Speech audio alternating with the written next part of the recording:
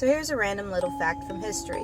When Abraham Lincoln passed away and he had this huge funeral procession throughout the country so people could say farewell to him, his funeral procession happened to stop in a town where there was a house owned by Cornelius Roosevelt. And during this funeral procession, a photographer managed to snap a picture of this house. And up on the second floor, a young 6-year-old Teddy Roosevelt and his brother Elliot were looking out at the funeral procession of Abraham Lincoln. So here's another random fact from history for you. In 1733, General James Oglethorpe, who founded the Savannah colony, he banned lawyers from the colony. And you might be wondering why. Well, one reason, he actually referred to them as pests. He did not like lawyers. 2, he as well as the trustees believed that, these colonists could plead their own case in a jury in front of their peers, like in front of a jury of their peers. And the third reason being that actually a lot of the colonists for Georgia were former prisoners or were current prisoners who were being sent over there to deal with overpopulation in the prisons over in England and Europe and all that. Random fact from history, there is a Nazi who is remembered to this day as the good Nazi, Major Karl Plage, who, after learning the truth, opened up a work camp to protect non-essential working Jews by teaching them how to do engineering, teaching their wives how to sew, keeping their children with them, giving them more than the starvation rations, and preparing for the day that the SS would come and take all of these people away. By doing that, he built trenches underneath the buildings called Molinas, where these people could go and hide should the SS ever come. That fateful day came, and he gave them a speech that was code for it's time to go into hiding. And because of that, he saved hundreds of those people in the camp.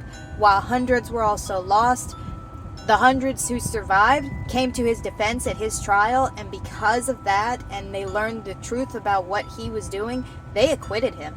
Random fact from history, updated version, because I got the first one wrong, and you know what? I'm not afraid to admit that. I'm a history nut, and when I am corrected, I like it, because that's how I learn. It's how everybody learns. So it was a popular trend during the 15th century, pre-Henry VIII. That's where I got it confused. But it was still back, regardless, it was a popular trend back then for women to pluck and or shave back their hairlines in an attempt to show off their large foreheads.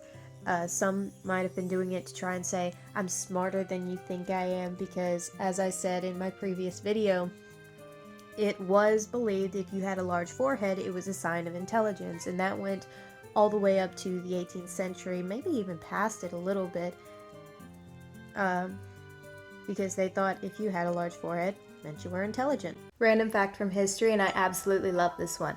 So in the year 1971, the astronaut David Scott is on the Apollo 15 mission to the moon, and he decides that while he's up there, he is going to conduct an experiment. He is going to test out Galileo's theory that all objects fall at the same speed regardless of mass. And so he takes a falcon feather, he takes a hammer, they have the video camera pointed, he does this little explanation, we're testing Galileo's theory, and if his theory is correct, then these two items that weigh different amounts are going to fall at the same speed and land at the same time. So when he goes to drop them, sure enough, they fall at the exact same speed, they land at the exact same time on the surface of the moon. You can hear him say in the video, how about that? How about that? Galileo was correct. Random fact from history. So in the 19th century, it became a bit of a practice to dig up the bodies of the recently deceased for, quote, easy money and sell them to people such as scientists, medical professionals, and especially medical students.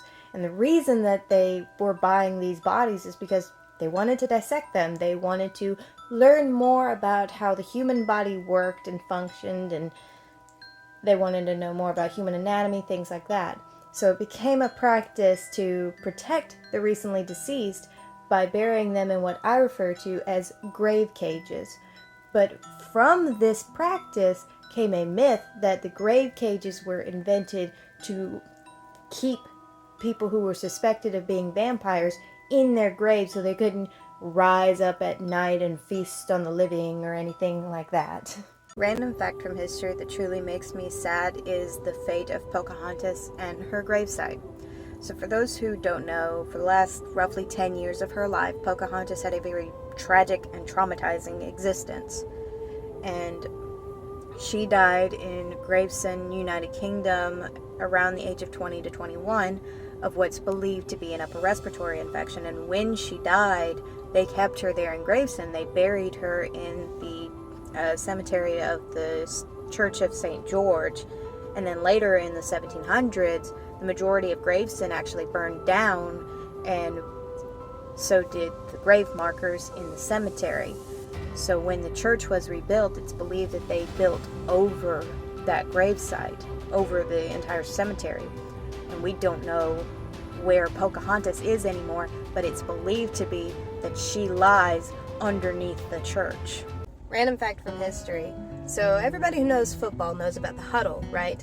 Well, did you know that the huddle was actually invented at Gallaudet University? And for those who don't know, Gallaudet is a college for deaf students. Their quarterback at the time, Paul Hubbard, he noticed whenever they would play in games, especially against other deaf colleges, that sometimes the players, the coaches, the fans, whoever, would kind of be able to interpret what they were signing on the other side of the field.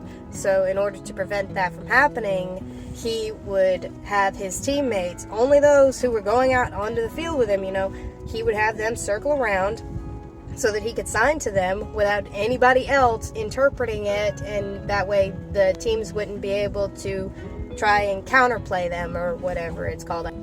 But now you know, it was invented by a deaf school. Isn't that cool? Random fact from history. Despite being referred to as the New World by the settlers of the 1600s, or at least what our textbooks say, America was actually given its name in the year 1507 by the German explorer Martin Waldseemüller. And this was as he added it to his map of the world at the time.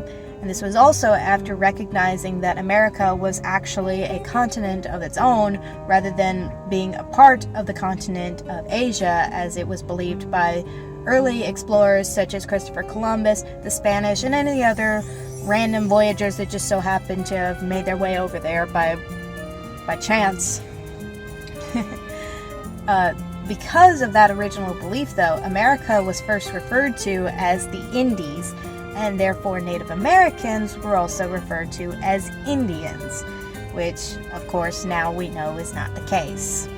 Random fact from history. In the 1937 edition of The Hobbit by Tolkien, he had originally written Gollum as willingly wanting to give Bilbo his magic ring as sort of a present for playing the game with him, essentially, just, entertaining him.